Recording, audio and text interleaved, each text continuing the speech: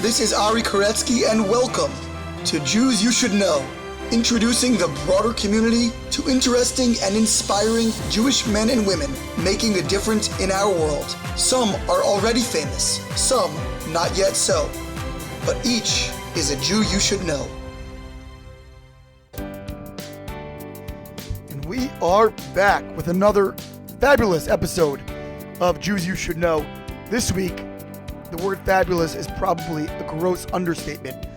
Our guest is just absolutely riveting, an incredible Jewish leader, and open, vulnerable, passionate advocate for Jewish adoption.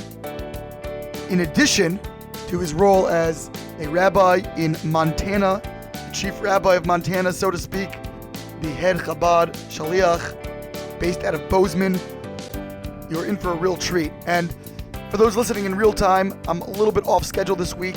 It's been a crazy beginning of the semester for me here on campus, here in the first week of September 2019.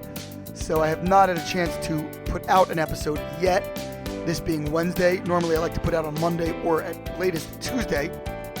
And I considered skipping altogether this week until I realized how moved I was by the interview that I conducted with Rabbi Chaim Bruk just late last week on Friday, and decided I had to get something out, and I had to get him out specifically without waiting much longer. In addition, I imagine with some of the holidays coming up over the next 5 to 6 weeks, there might be a week or two at that time that I'll have to miss, and I really want to keep our consistent flow rolling here as we approach episode number 100 in just a few short months. A reminder once again to hit subscribe wherever you are listening to this episode, whether that is on Apple Podcasts, Google Podcasts, SoundCloud, Spotify, Overcast, Stitcher, wherever it might be. Please share, spread the word to others who might be interested. Leave a rating and review. Also follow us on social media at Jews You Should Know, spelled out fully, on Instagram and Facebook, and with the letter U on Twitter. And now to my absolutely mesmerizing conversation with Chabad of Montana rabbi and adoption advocate, Rabbi Chaim Bruk.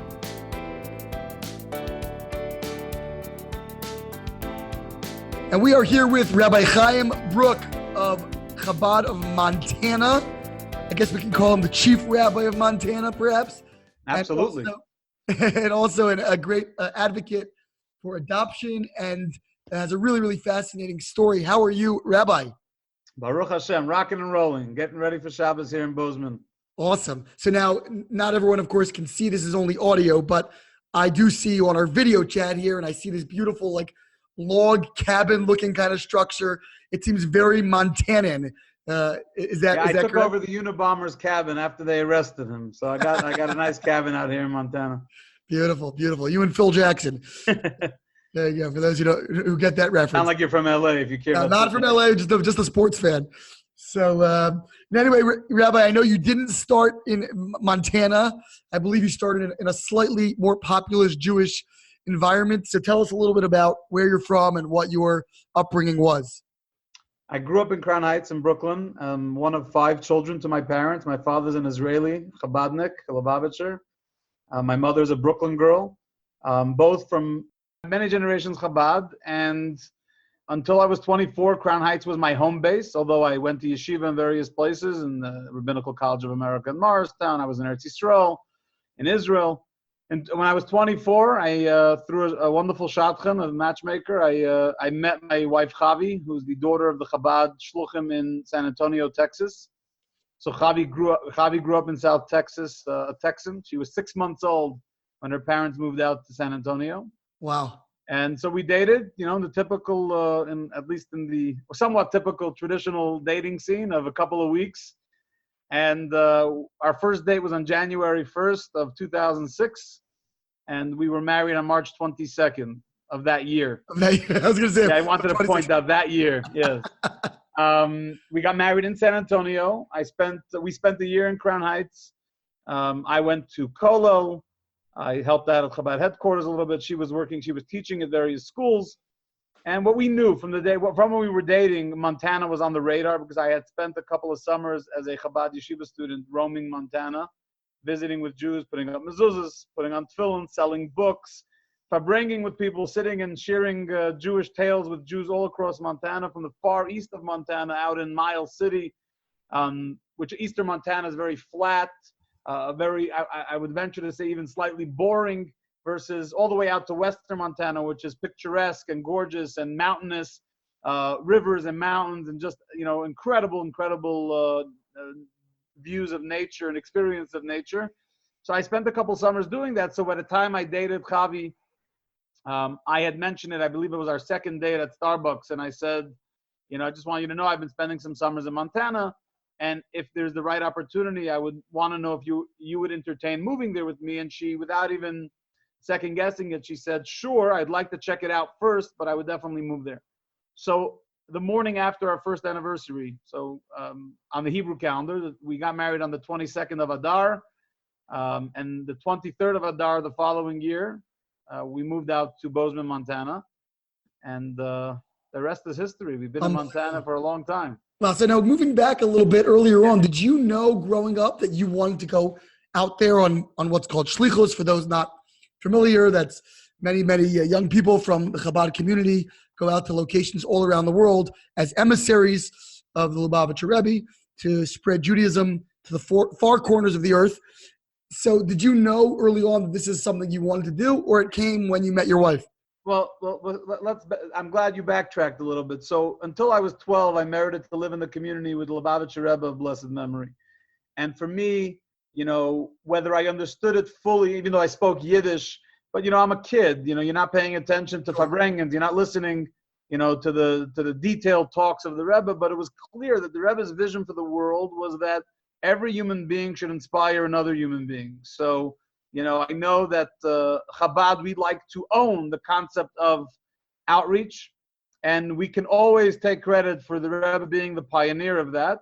There's no question about it. But the reality is the Rebbe's vision was way beyond Chabad. The Rebbe wanted every individual that has the ability, and sometimes even if they don't have the natural ability, to garner that ability, to awaken that ability within themselves and go inspire another person. The Rebbe's motto was always, if you know an Aleph, teach an Aleph. If you know a Beis, teach a Beis. You don't have to be the world scholar in Talmud to go out and teach another Jew, because if you know a little bit and there's a Jew that knows nothing, it's an opportunity for you to be the teacher and them to be the student. So I was always guided by that vision of the Rebbe. My mother, Allah Shalom, always claimed that from a very young age, I was definitely talkative. That was never a problem in the family, but sometimes to a fault. But I always had a sort of an inkling to go out and do social activism, if you wish. So when I was 12 years old, or maybe even 12 years old, 1994, my friend Mendy and I were classmates. He had just turned bar mitzvah, so he had his own pair of tefillin. So we started what was called a Mivtzoyim route, which Mivtzoyim is the campaigns that the Rebbe did. And so we started a route on 47. My father's office was on 47th Street in the Diamond District in Manhattan. So every Friday we would get on the subway. At the age, remember, I was 12 years old. My friend was just 13. We used to go to Manhattan. We'd go from store to store, the exchanges on 47th Street, the Diamond exchanges, and walk up booth to booth. Now in New York, on 47th Street, you don't really have to ask people if they're Jewish, because very high percentage of them are. And before you have a chance, many of them will say good Shabbos to you. So you already got the story. But we put on tefillin. We'd give out brochures about Shabbos, about the Parsha. We'd put mezuzahs, calendars. And the result was that it's now, 25 years later. And most of those people that were my original group of people that I would visit every Friday in Manhattan are still supporters of mine, meaning they support Chabad of Montana. Incredible. So something that started as a young kid. The relationships are definitely still there, and for some of them, those that are able to, they still support our work. So, you sure they didn't mean Chabad? They didn't mean Manhattan, and they got confused with Montana? You know that we have 20 miles away from Bozeman. There's a place called Manhattan, Montana. And when I first moved here, people would say, "I just came from Manhattan." I look at them like, "What do you mean you just?" And then I figured out that you got to learn the lingo. Now it's the other way around. I tell people I just came from Manhattan. They think Rabbi, you just flew in. No, I was just down the block here in Manhattan. So actually, it's a funny story. If you Google it, why they named the Manhattan, Montana, it had to do with the actual Manhattan. But in all seriousness, my entire life, from the age that I can remember, I always idolized those that were out in the boondocks doing this kind of work. Until today, if you ask me as someone living in Montana, I know people say Montana, it's out there. It is out there, and there's a lot of challenges. But when I think of guys, and I've been to Russia, or the guys living in the Far East, like in Cambodia and Vietnam, you could promise me Gan Eden 35 times over, you couldn't get me. The only thing that can get me to a place like Cambodia is if the Rebbe literally said to me, Chaim, go to Cambodia. But short of that, you ain't getting me to a place like that, because I'm an American boy, and no matter how I twist it, there's certain comfortabilities that you have by being an American that even in Montana I can get. Sure, the mail gets here a little slower, and the internet, I was just telling you, the internet providers can learn a thing or two, and we're going to get 5G probably in 2037. But in the meantime, it's still America, and people still speak the language that's native to me. The mentality is still one that's native to me. And so I love Montana. I love the experience, even with all its challenges of being a religious frum Jew and trying to inspire others in that path out in Montana. So your own family, though, your own parents weren't actually out there in the field. It was really something that was natural to you, and you kind of got excited about being around, you said, the Rebbe, and just in general, you had that. Yeah, and the truth is that my family, my siblings, my two sisters, one sister married a sheikhet, who's also a rabbi of a Young Israel shul in Canada, but he doesn't have a conventional Chabad house.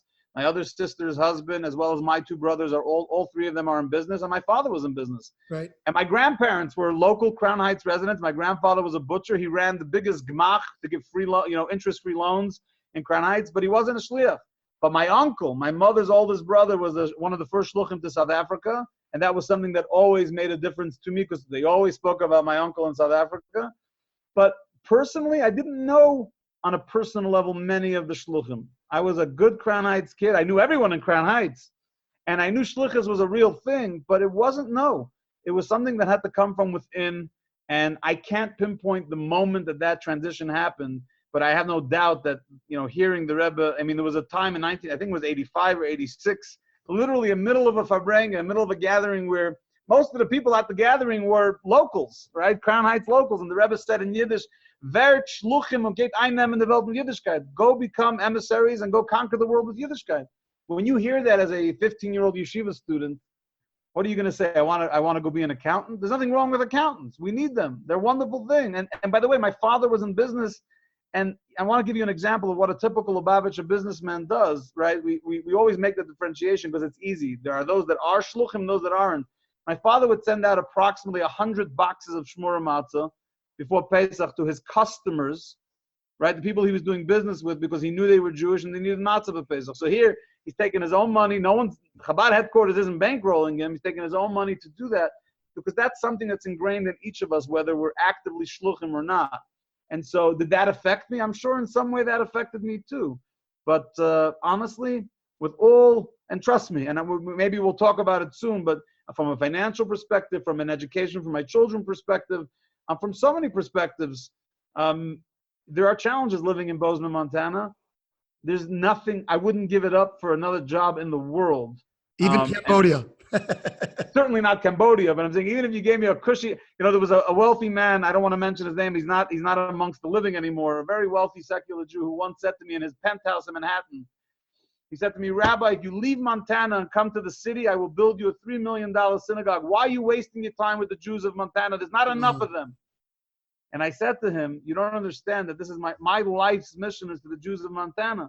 So he says to me, he says, Rabbi, in business, if you have a great business, but someone offers you a better opportunity, you take it.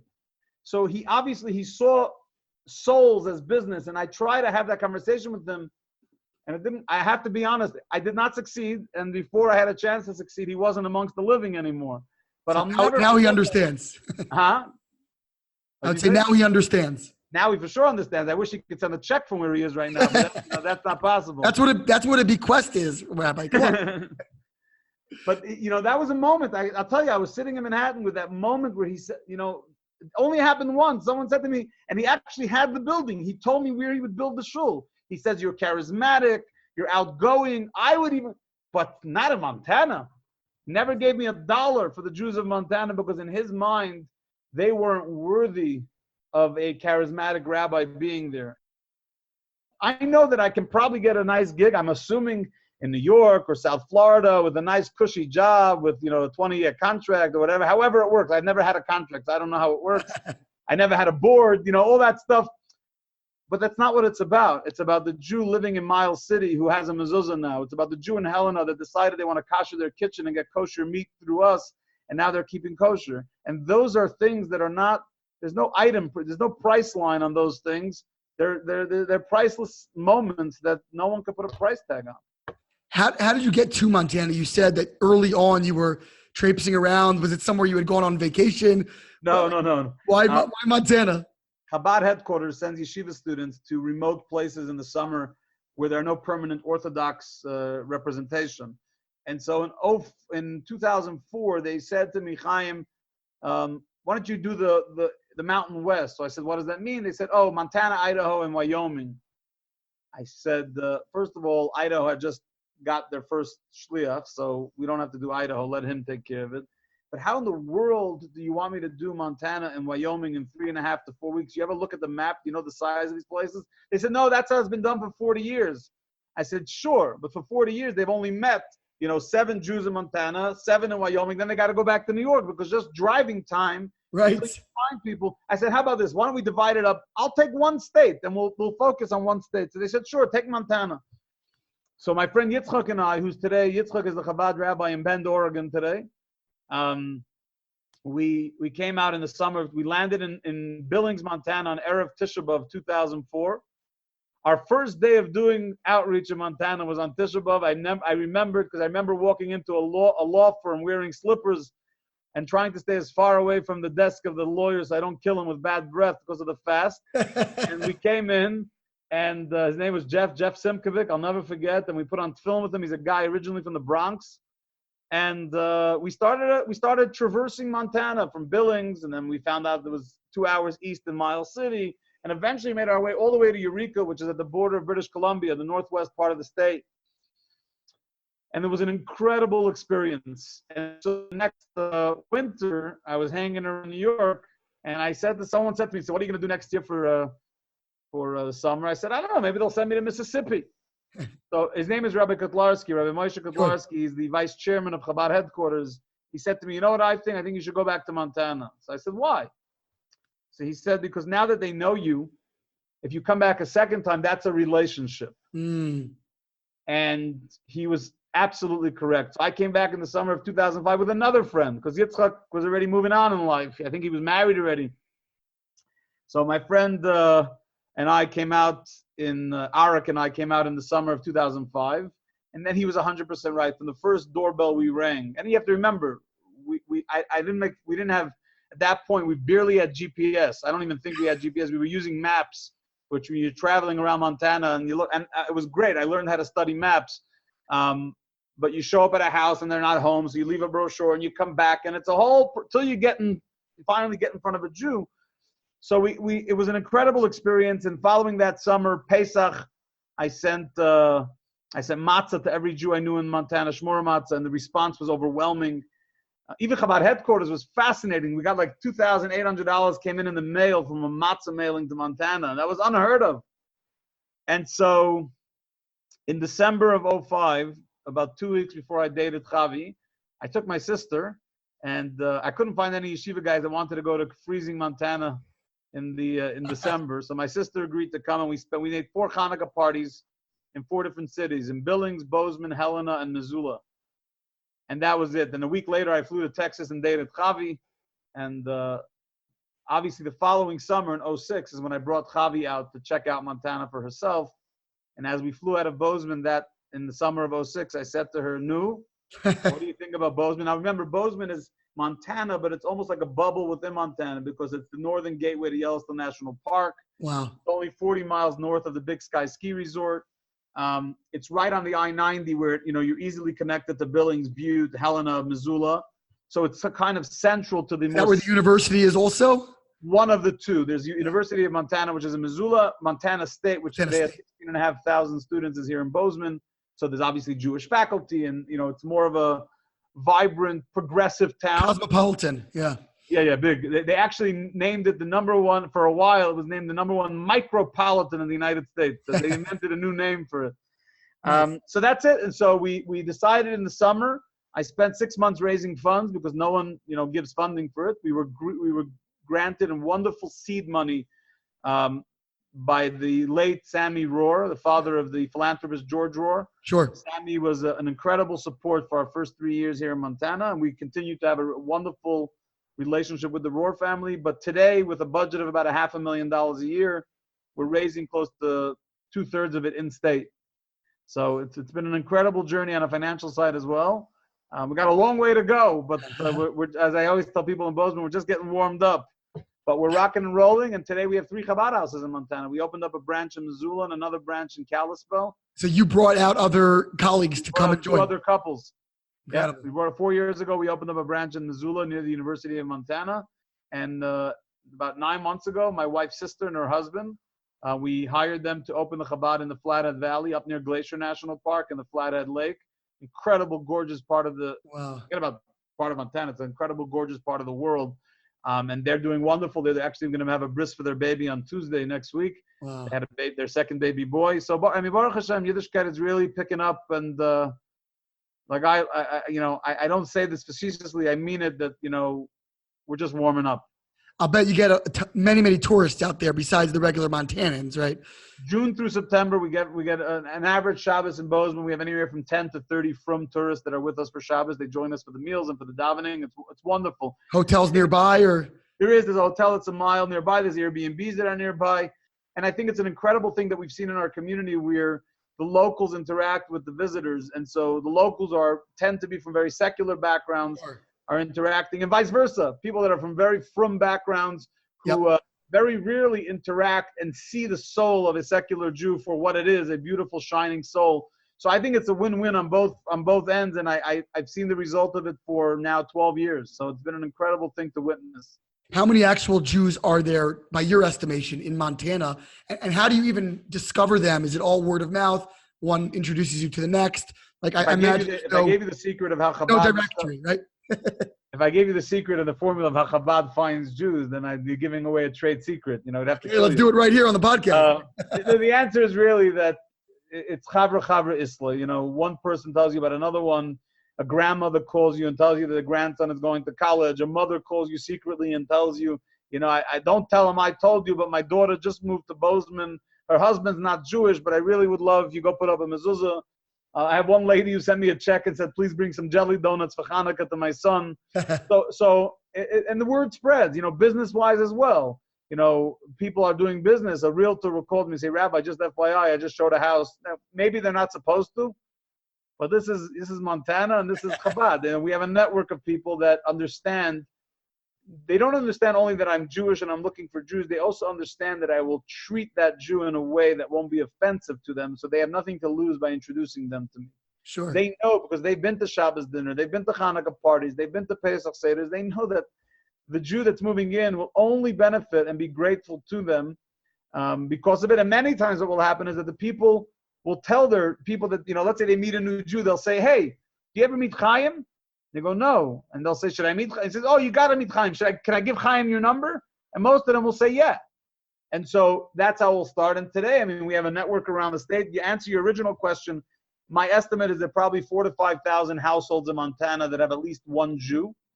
That's out of a population of, we're just above 1 million here in Montana. Wow. It's a very small percent. We're a smaller percentage than, I believe, we're even smaller percentage than blacks and Hispanics in Montana. Again, Montana is 95 or whatever the percent is white Caucasian. You have a percentage that's Native American.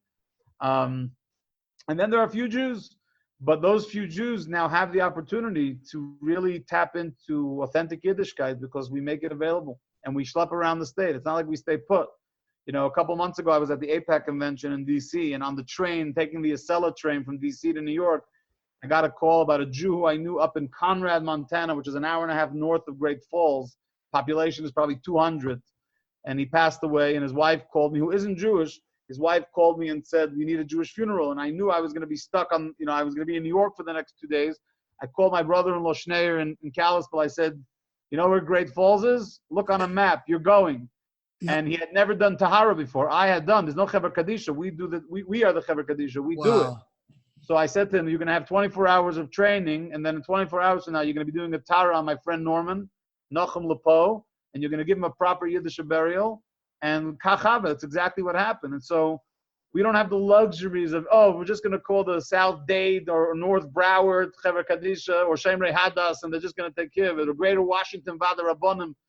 We have the Vada Kashrus here in Montana. We have, the Chever Kadisha. We have the Gmilas Chesed. We're doing all the things. And by the way, on a secular front, there's no UJA, there's no Federation, there's no Hillel.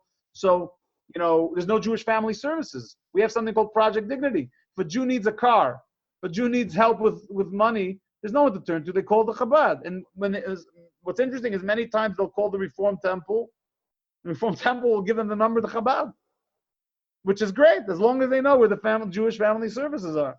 And so it really gives you a role that's very different than your typical Chabad house in a conventional city. So Sure. we're, in that sense, we're more like the Chabad rabbi in Thailand or Nepal, although we have better amenities than they do. I want to shift gears now because there's a whole nother dimension to what has brought you into the media, into the news, and that's your involvement in the adoption world. If you could speak a little bit about your own journey in that respect, in terms of how you determined that you were going to go that route, and what you've done and what you've learned, and I'll ask you some questions along the way, but give us the basic narrative of how this came about. Yeah, so like I mentioned, Javi and I married in March of 2006, and we moved out to Montana in March of 2007. At that point, we were not expecting a baby yet, and the typical, the average rabbonim, the rabbis that are involved in answering people's shilas, people's questions, said, don't worry, before 2 years, you have nothing to worry about. Okay, somewhat comforting, but I can't say it was very reassuring. But as time passed, we realized something wasn't right. And so we started here in Montana. At the time, there was not one infertility doctor. Today, Baruch Hashem, one of the doctors here in town did become an infertility expert. We went to school for 5 years during the time we've been here, but there wasn't any infertility doctor. So we traveled to New York, and from doctor to doctor, and I have to mention because Shlomo Buchner, Rabbi Shlomo Buchner, and the people at Boinei Olam are some of the most incredible human beings that I've ever met in my life. And they held our hand through the entire infertility process, from arranging doctor's appointments with the top specialists, to being there on the days of the procedure, to financially supporting it and arranging to get it covered. The bottom line is that the Sunday we underwent our medical procedures, the doctor said it was Black Sunday to him because there were 6 couples and none of them succeeded, and he labeled all 6 of them infertile. And so you imagine, I was 26 at the time, my wife was 23, and they tell you, go home, you're not going to have any biological children. And go home to where? Not go home to your tight-knit community where they're going to say, go home to Montana where you're going to be alone in the middle of exile in Montana. So that day, we recovered from our procedures and we went back to Montana very, very helpless and down, distraught is an understatement, and really didn't know which way to go. But I will say that on the day that the doctor said go home, it was Erev Shavuos. It was actually a Sunday Erev Shavuos procedure. And a close relative of mine said, "Was weiss in the Doktorin? What do the doctors know? The Eibishter wants, he can do whatever he can do." And on the other hand, my father-in-law, who's a balanced individual, a wonderful, faithful Jew, but a balanced individual, said to me something. He said to both me and Chavi, he said, "That must mean there are children out there that Hashem wants you to take care of." So he planted a seed. And we knew nothing about adoption. Adoption was taboo in the Chabad community, and not because of any, there was no opposition to adoption.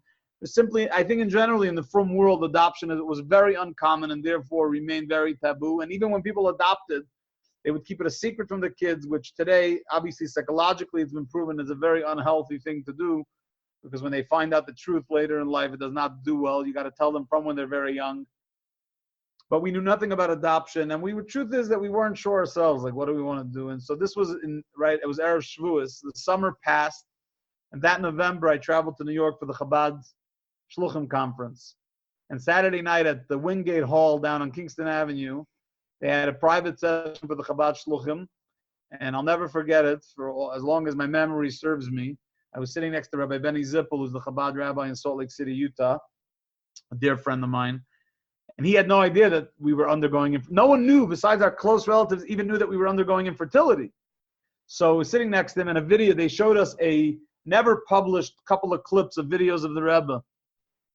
And they were never going to show it again. It was private, meaning they were showing it to the Shluchim to see at a one-time viewing, and that's it. And basically you have three ladies coming by at three different occasions asking the Rebbe about children. And in one case, the Rebbe tells them to adopt. The second case, the Rebbe tells them to adopt either a Jewish baby or one that becomes Jewish through gerus, through conversion. The third one, the Rebbe tells you should have a baby, gives her a bracha to have a baby. She goes, when? And the Rebbe says, it has to take 9 months. What do you want to have the baby right here? You know? And so it was very, and I'm sitting there, I froze. I'm sitting here during this whole time when Chavi and I are trying to figure out the trajectory of our life. And it's like straight from heaven. We have this video where the Rebbe's encouraging people to adopt. I didn't say anything to Benny, who was sitting right next to me. I stood up and walked out of the hall, walked out of the building, and called Chavi, who was visiting her family in San Antonio. I said, Chav, you will not believe what I just saw. And it was clear for us that this was November of 2008. It was clear to us that we got a straight message that this is the path that we should pursue. And so we started pursuing it, and that's where the real challenge kicked in. You think once you decide to adopt a baby, everything, okay, tomorrow morning there's going to be a baby ready for adoption. It was far from it. And so that same weekend in New York, I met my friend who's a Chabad rabbi in Moscow in Russia. And tell me if I'm getting boring, but I think the story is pretty fascinating. Yeah. And I was so distraught that I was sitting with him Shabbos and Shul at the Kiddush in this shul called Beis Shmuel in Crown Heights. And we had, maybe I said one l'chaim, a little l'chaim. I'm not a big, I know we have the stereotypes. So I don't say much l'chaim. And I'm sitting with Yossi, and I say, Yossi, I just want you to know what's going on. We're experiencing infertility. The doctors told us there's nothing to do, and we're looking to adopt. And I kind of, with a shrug of the shoulder, I said, if anything comes up in your world, let me know. Fast forward to late September or early October 2009, almost a year later. I was on the way back from Simchas Torah in San Antonio. I'm in the Denver airport on a 5-hour delay trying to get home to Bozeman. There's a big storm, as usual. No, we get storms in Montana that are pretty impressive. And I get a call. I see a number. I don't recognize it. It's not a domestic number. I pick up. And it's Yossi, my friend from Russia. He says, Chaim, he called me in my full name. Chaim Shul, you remember you asked me about adoption? I said, of course. He said, are you still interested? I said, of course. So he says, well, I don't know if this is going to work out. It could be, it's a far-fetched situation, but there's something brewing. Okay, something brewing. What do I know about something brewing?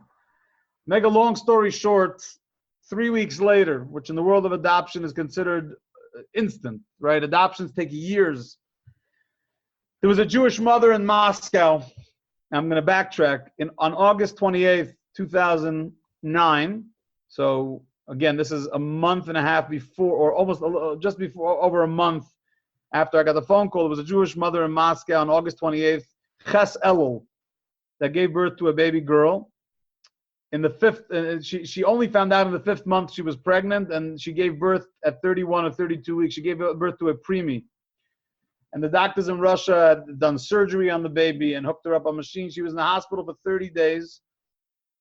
And the mother, who was very, very young, was not interested, but agreed to take the baby to America on a medical visa to get the baby the medical care that she needed.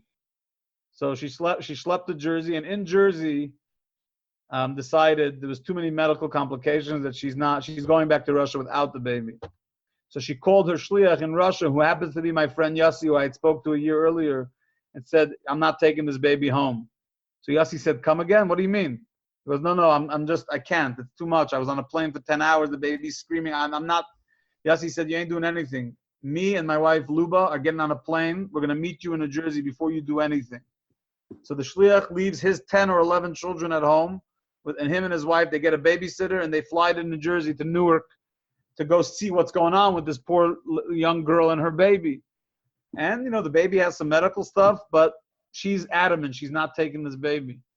And so Yossi calls me and says, are you interested in adopting a baby? Are you still interested? Of course we were. So we had a lot of legalities to go through. But on November 10th, 2009, just a year over that video showed at that conference, and just a year and a half after we were diagnosed with infertility, we left the adoption agency in Shrewsbury, New Jersey, not too far from Lakewood, with a little baby who had already been named at the Torah in Moscow. Her name was Miriam, and then they added the name Chaya because of her health complications. And that Tuesday, which was Yom Gimel Shehuchbal Be'kitayv, is a moment that I'll never, ever, you can't. Every time I think of it, my heart starts palpitating. It was an incredible moment where you finally have that chance to be a father. And my wife had the chance to be a mother. And all the pain of infertility that we experienced until then, it was almost as if it instantly disappeared. It wasn't like you sit there and you quit. It was gone just at that moment. And a week and a half later, we flew back to Montana. We had a big adoption party in Bozeman. It was 125 people came to this big celebration we had in Bozeman. And it opened up our eyes to something. First of all, that when Hashem has a plan for you, that plan operates exactly when it's supposed to operate, no matter what you think that plan is supposed to be. We make up plans all day. We think we know exactly how it's all going to be figured out, and it doesn't. You have to let him, Yeshua's Hashem is clarifying, but you got to go on Yeshua's Hashem program, whatever he decides the Yeshua is. We thought it meant that we need to be blessed with a biological baby. It turns out that Hashem had a different path for us, and that is like Batya and Paroi. Like Batya and Moshe, Basya Bas Paroi adopting Moshe, like Mordechai adopting Esther, like Serach being adopted by Usher. I can go on the list of those that were adopted biblically. Abaya, right? In the Gemara, Abaya was adopted. You don't look back and say, I think I have a better plan than Hashem has for me. You go with the flow, and if that flow means a little baby born in Russia that was with major medical complications, which Baruch Hashem have been healed for the most part, thanks to the American medical community, including here in Montana. And so, the crazy part was that now that we opened up the world of adoption, and Chavi spoke at the Chabad Rebbitzins conference a few months later. So 5 months or 4 months after we adopted Chaya, I got a call from a Chabad rabbi in Hoboken, New Jersey. He says, hey, I don't know how to ask this, but you guys, we have a situation with adoption. That's how every conversation starts. And so we said, listen, tell us more. And the bottom line is there was a mother that was about to give birth to a baby. It was pregnant. And 13 months later, September 30th, 2010, we adopted our second baby. She was born 2 weeks early. We weren't there. It was on Shmini Atzeres. And Matzah Yontiv, it was a 3-day holiday, 3-day Yontiv. So my sister and brother are the first ones to meet my daughter, Zisi. Huh. And they zoomed to the hospital in New Jersey to pick her up. And we met her the next morning. Could you imagine someone saying they met their baby for the first time in Newark Airport? We met Zisi. Usually that has other connotations, yeah. Enterprise. Normally that Enterprise Rent-A-Car at Newark Airport was the first place we met Zisi. So it was an incredible moment where now Chaya had a sister who was like almost an Irish twin, only 13 months apart. But an incredible, incredible thing. Now, I will tell you that when I told my mother, who was still alive at the time, I said, Ma, we're thinking of adopting a second baby. She goes, what's wrong with you? It's adoption. It's not like, you can choose when to adopt another baby. There's no, So I said, Ma, I thought you always taught us that there's no family planning. So she burst out laughing, and that was the end of the conversation. She never asked me again about that. And so So that was Chaya and Zizi. And then when Zizi about, 2013. So Zizi was about 3 years old. Chaya was 4. I got a call from a Chabad, not a Chabad shliach, but a Chabad asken, an activist who was involved in various therapeutic, helping people that were in tough situations, and said, are you and your wife still interested in adoption? And would you be okay with a potentially black child? Now, for me, as a kid growing up in Crown Heights, I paused. I shared it with Chavi right away. She didn't hesitate for a moment. She's like, what do I care? A Jewish baby needs a home. What do I care the color of the skin? It's irrelevant. To me, it was also irrelevant, but I was concerned about how that would affect this child growing up in a primarily white Ashkenazic community, going to Chabad schools that are primarily white and Ashkenazic. And, Chavi was very good at not only persuading, but educating me on what really matters in life. It didn't take long for her to convince me, and we said we're in. And so in April of 2013, we adopted our baby boy, named Menachem Mendel for the Rebbe. We adopted him in Maryland. And today he's a 6-year-old, beautiful black boy with a yarmulke and tzitzis living in Montana. His name is Manny. We have so we have one boy and we had 2 girls, and that lasted for a while. So from 2013 to 2016, for almost 3 years, we had 3 children. In the process of those 3 years, we also figured out that Zizi has a very, very unique medical condition called GLUT1 deficiency, which is 1 in only 500 in the world have been diagnosed with, which is a genetic disorder in which the blood-brain barrier doesn't carry energy from the blood, from sugar, from glucose to the body. And so the brain isn't getting the energy it needs, so the development is slow. In Montana, no one was able to diagnose it. We went from all these so-called specialists that come in from Utah or wherever. They missed it. And finally, I got fed up because I knew something was wrong, and I paid a lot of money to go to a pediatric neurological place in New Jersey, a place that doesn't take insurance. But I said, we need to figure out what's wrong with her. And it took them 2.5 days, and they figured out that she has this ailment. It was supported by the genetic testing. And there's no cure for GLUT1 deficiency, except that she has to be on a medically induced ketogenic diet, not the fad ketogenic diet, but a real medically induced, where every piece of food she eats has to be weighed on a scale and has to be certain 5 times a day. It's a very, very unique way of living. Even when we schlep overseas, to Eretz Yisrael, to wherever, we have to take a cooler with all her meals prepped. But now she's developing incredibly. I mean, not just now, over the last 5 years, she's been developing. We go to Denver, once a quarter to have her diagnosed or, assessed at the hospital, at the Children's Hospital in Aurora in Colorado. But for 3 years, we had 3 children, 1 black, 2 white, and 1 with special needs. And then the summer of 2016 came along, and that's where things really shifted to a different direction, where we have a small Jewish summer camp, a day camp here in Bozeman, and a grandmother from California asked if we would take her granddaughter who lives in Wyoming, in Cody, Wyoming, take her into our summer camp. Now, it's not an overnight camp, so we really don't we take local kids. But she asked, and we said, we'll take her for a week. She can stay in our house. And if it goes well, we'll let her stay for the second week as well. And she came. Her name was Courtney. And she spent the first week, and she did okay. She went through the system, so to say. She made it through the week in our house. And so we said, she could stay another week. The bottom line is that after the second week, she called her grandmother and said, I don't really want to go back. Now, give you some context. Her mother died when she was 5. Her father was not really capable, to say the least. I'm being kind. And so she really finally had this experience of being in a wholesome home. But we never adopted. She was 12 years old.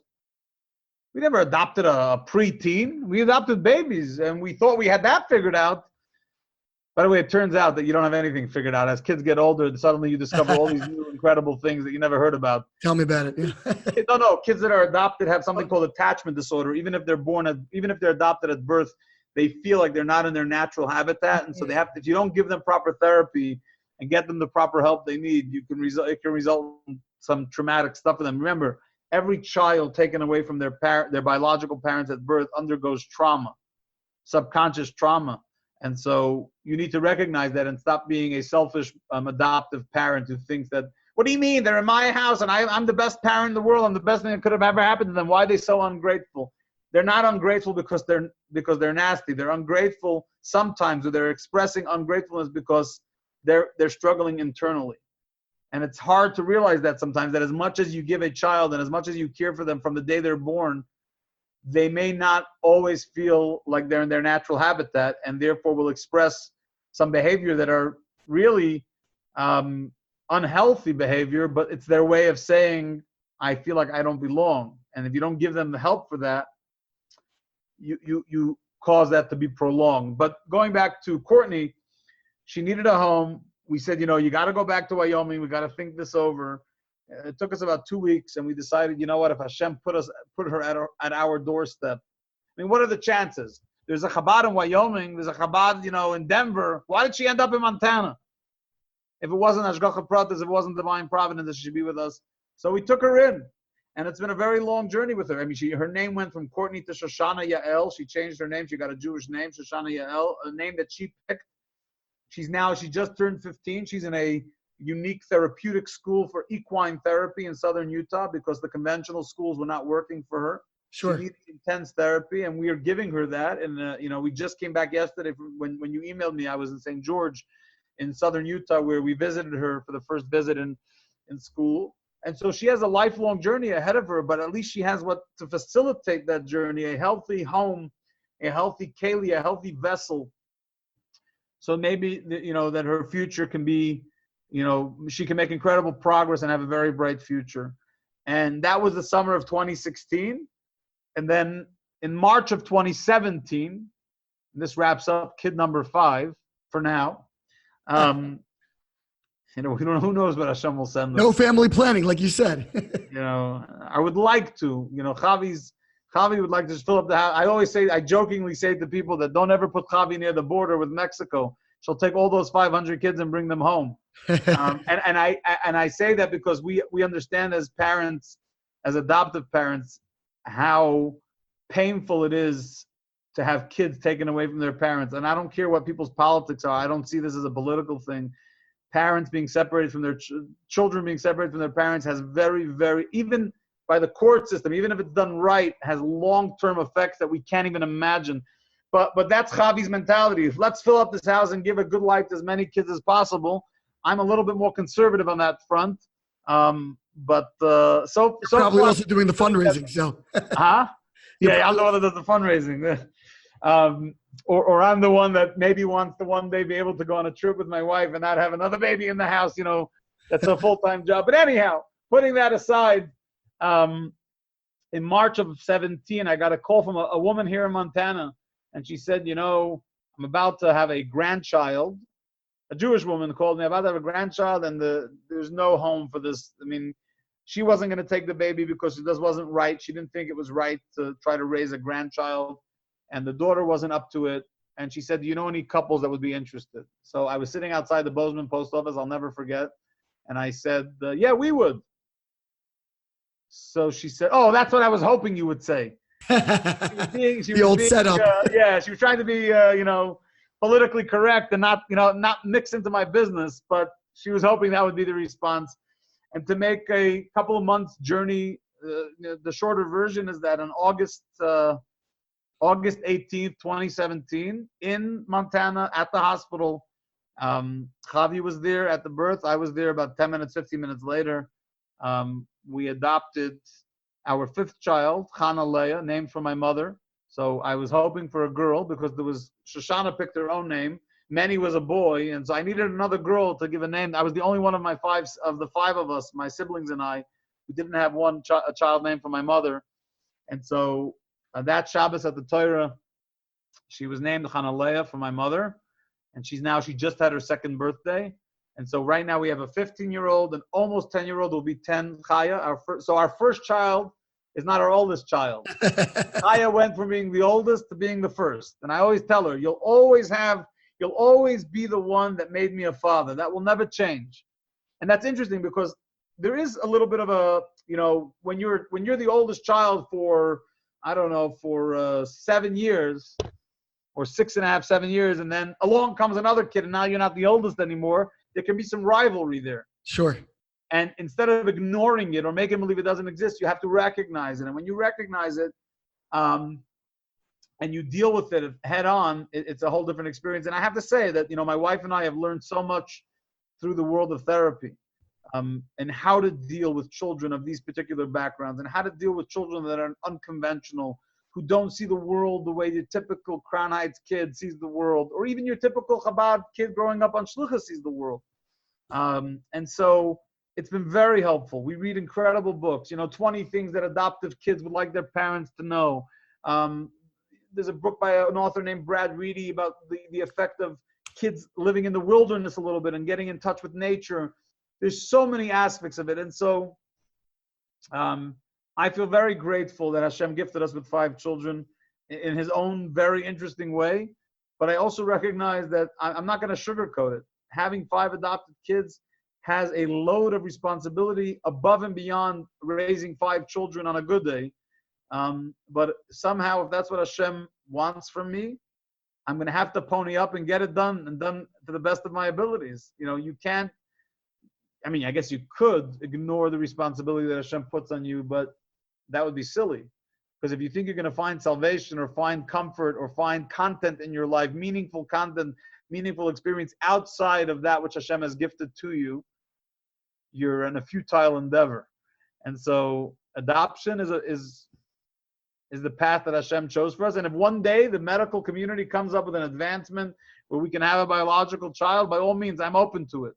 I speak to Shlomo Buchner at Bnei Olam all the time, where actually we became very good friends. But in the process, we've also helped about 10 or 12 other couples adopt children. And I was going to ask if people have turned to you as a resource. Well, people turn to me at least once a week. I get calls sometimes more than once a week from all over the world as a resource for this concept of adoption. And also sometimes just a practical, how do I get started? Where do I start? Do I start with a home study? Do I start with an agency? Do I go to a private lawyer? Where do I go? Which states are good for adoption? Which states are horrible with their adoption laws? The importance of never, ever, God forbid, paying for an adoption, which is considered human trafficking. You don't do that. That's against the law. And it's something you never want to touch with a 50-foot pole. So all these basic information, you really to be able to be a resource, but also practically. There was a couple in Flatbush a couple months ago that adopted a baby boy that I was involved in arranging and connecting.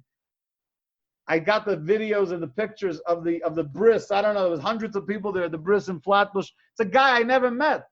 It's only a guy that, Rabbi Shais Taub introduced me to and made a connection. And the bottom line is, the Eibishter wanted it to happen, it happened. So we got to learn in life.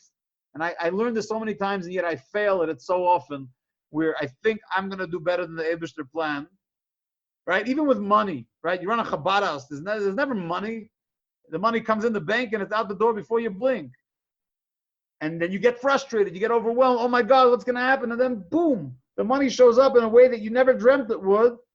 So why do I have to get stressed out? And why do I have to get all bent out of shape when I know it's all going to turn out okay anyhow? But somehow I forget that too often. And I talk to myself so often about this concept, just letting go. Put your burden on Hashem and let him sustain you. What's the famous, I've shared this song with people.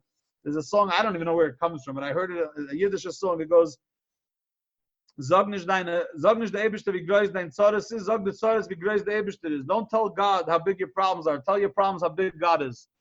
Right?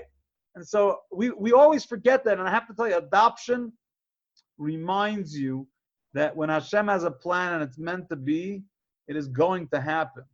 And if it's not meant to be, you can tanzen von heute bis morgen, you can dance and you can try from today till tomorrow. Ain't nothing going to happen. And so that's our story of adoption. I don't know, I'm sure there's other details I missed, but that's the general story. How is the community, the broader Jewish community, or your family, your friends, your schoolmates from growing up, etc., how have they responded? And also, has that changed over time as the stigma that you alluded to earlier receded and morphed at all over time? Is there more tolerance attitude now than when you started?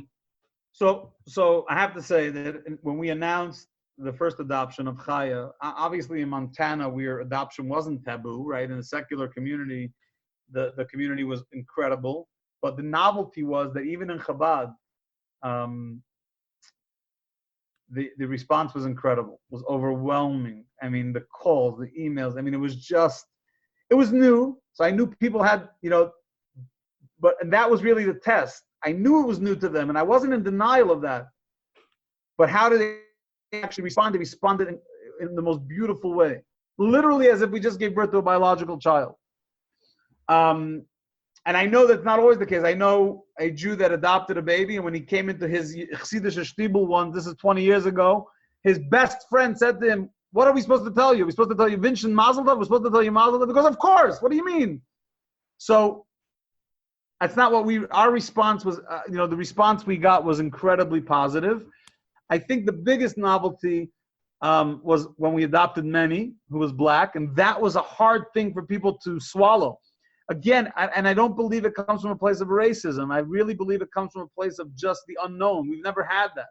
You come into shul. When I came in with Manny when he was 3 years old, he had dreadlocks before his upshurners, before his third birthday. And I came into 770 in Crown Heights because my Zaidi was davening there, and I wanted to introduce him. And I could see and I could hear people mumbling and who's that? Who's that kid? What's that kid? And we joke, by the way, I have to tell you, we joke amongst ourselves, like we're on a flight and Manny's misbehaving. I'll say to Chavi, who is that kid? And so you have to have a good sense of humor, but also understand that you need to give people time to deal. I would never tolerate outright racism. But if someone's a little uncertain, or you could see there's a little hesitation, or they're trying to figure out what that is and how it works, it's okay. And you just have to be there to help them to go through that journey. And I'm sure my relatives, my closest, my siblings, my father, my mother wasn't alive anymore. I always wonder what she would think. She was a Brooklyn girl. But I'm sure for my father and my siblings, there was moments where they're like, oh God, how are we going to explain this one? Now here goes Chaim and Chavi making our life complicated again. Now we have to answer for this one. Adoption was hard enough. Now they got to adopt a black kid. But the truth is that at the bris, which was in Maryland, because we couldn't make it back to Montana yet due to interstate laws, our family and good friends came in from New York, from Illinois, from Oklahoma, from wherever they were.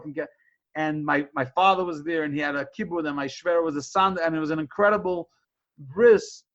And I don't think anyone's ever looked back. And Manny's such a ball. He's a ball of joy. And so, sure, is he going to have moments in yeshiva where someone's going to say something really, really inappropriate? You bet.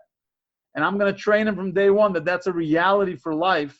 He shouldn't turn himself into a victim. He should learn to either address it. If the person's capable, he should address it to them and say, that's not an okay thing to say about me just because of my skin color. Especially because I grew up in a shlichus in a Chabad house. I've been living in a Chabad house my entire life. Who the hell do you think you are to talk to me like that? But more importantly, he may in life have to take a tougher stance in standing up to whether it comes from the Jewish community or outside the Jewish community. But I don't see it as a reason for a Jewish kid. By the way, he was born to a wonderful, to a Jewish mother. And why should he get a second tier life just because it makes it a little uncomfortable once in a while? And so that has perhaps been the biggest of the challenges. I mean, when we adopted a 12-year-old, people literally thought our brains have fried, because anyone that has a teenager or a preteen, that was crazy. Why would you ever take a 12-year-old who you didn't even raise? Like, you're getting just a crap, boom, 12 years of baggage, crash into your life. Here you go, run with it. That's what Hashem sent. What should I tell you? I some days I wonder what I was smoking. But when I see the results and I see where Shoshana has grown and where she would have been had she not been with us, you can't look back. It's a silly, again, it's a futile endeavor to look back. You got to take what Hashem gives you and run with it. In closing, anything you'd like the world to know, the listeners to know about adoption, about that experience, and you said there's 20. You read the book, 20 things you wish the kids would know. What's one thing that you wish the world would know, or the Jewish world would know, about adoption and about that experience? Well, firstly, I'll say that in the Jewish world, we have this tendency, you go to an engagement party and you find the oldest single person in the room and you say, Mirza Shem Badir of Simchas, may you merit a Simcha soon too, and you ruin their night because they weren't thinking about the fact that they were single. They were just celebrating their siblings' engagement, and you just ruined it by, reminding them that they're single. So when you meet an adoptive family, adoptive couple, the last thing you should tell them is, I hope Hashem blesses you with your own children, right? I don't need my own children. I got 5 of my own children. If you want to tell me Hashem should bless me with biological children, I accept the bracha, and I get it. But don't tell me my own children, because I got 5 children that with sweat, blood, and toil, they will testify are my own children. The other thing I would just say is that, you really never know what's going on in someone's life. The fact that my wife and I are so open about infertility and adoption is because of our style, our personality. But people are struggling out there. I got a call yesterday. I was in Idaho on the way back from Utah, and I got a call from a colleague who, Baruch Hashem, they had infertility, and then they had a couple of children, and now they just had their second miscarriage over a 2-year period. No one knows this about them, right? You might meet them and say something silly like, "Oh, is there another one on the way? What's going to be? Are you guys going to have another one?" What are you mixing into someone's most private life without knowing what the background story is? And so the key is whether you're talking to your rabbi or to your rebbitzin or to your close friend or someone who you think is super duper holy, everyone has their pekala, everyone has their little package of challenges that God has given to them. You don't know what they are. You may not know. It's not always physical disabilities. It could be a mental disability. It could be an emotional disability. Don't pry into other people's life. Don't say things that are insensitive, because you really may not know what's going on. And I learned that from my own experience. I also learned that as a rabbi. I'll tell you, if it's okay, if we have enough time. Please. Years ago, there was an Israeli couple that was supposed to come to Bozeman for Shabbos, and they never showed up. So Saturday night, I was upset. My wife was cooking for these tourists, and they don't show up. So I emailed the wife, who was the one I was interacting with. I said, if you're not going to show up at a Chabad house, you should have the decency of letting us know before Shabbos that you're not coming, right? So now I felt good. I told them what I think. About 6 days later, 5 days later, I got an email from the woman. She goes, "Dear Rabbi Chaim, I'm so sorry for not emailing to you. But a couple days before we were meant to leave Israel on our honeymoon trip, my husband was killed in a car crash." Oy. And I Googled it, and she wasn't lying. I found the story online immediately. He had just finished the army, and he was in a car crash, and he died. And here, I went and emailed the newlywed wife. Like she didn't have enough trouble in her life. I'm attacking her, or not attacking her, but I'm, upset that she didn't show up for Shabbos dinner in Montana and didn't call me to cancel the reservation. So what did I learn from that? It was such an eye-opening. Obviously, I felt terrible and guilty, and I responded accordingly. But I learned from that is that you really never know what's going on in someone else's life. So since then, anytime a tourist doesn't show up, which doesn't happen very often, I email them and say, "I hope you're okay. I didn't hear from you. You guys didn't show up. Are you guys stuck in Yellowstone? Is everything, are you okay?" It's the same question I'm asking, but in a respectful, sensitive way, because I really don't know what's going on in their life. But that's really key to everything in life. We don't know what's going on by other people. And therefore, we should go the extra mile to just show a little bit extra love, a little bit extra care, sensitivity, because you really don't know how your words can affect what that person's experience of that day will look like. Rabbi Chaim Bruk, you're really worthy of 2 podcasts, truly, between your Montana experience, your adoption experience, each on their own, incredible. And the fusion of the 2 is just beyond. And promise me you'll call me back when I adopt the 6th kid. We'll do the update episode. Absolutely. Not only will I feature, I want to come visit and I want to come to that bris. Anytime. Unbelievable. I'll bring some kosher meat with me for you. But thank you very, very much for joining us. And we wish you only great success in your child rearing, in your Jewish activities in Montana. Thank you so much, Rabbi Chaim Bruk. Thank you so much. Sei gesund. This has been Ari Koretsky on Jews You Should Know. Please visit us at JewsYouShouldKnow.com and subscribe at iTunes, Stitcher, or wherever you consume podcasts. Find us on social media at Jews You Should Know. If you'd like to become a supporter of this podcast, we would greatly appreciate that, and you can do so by visiting patreon.com. That's patreon.com/JewsYouShouldKnow. Finally, if you have enjoyed this podcast, please leave us a review so that we can continue to grow and introduce many more people to Jews You Should Know.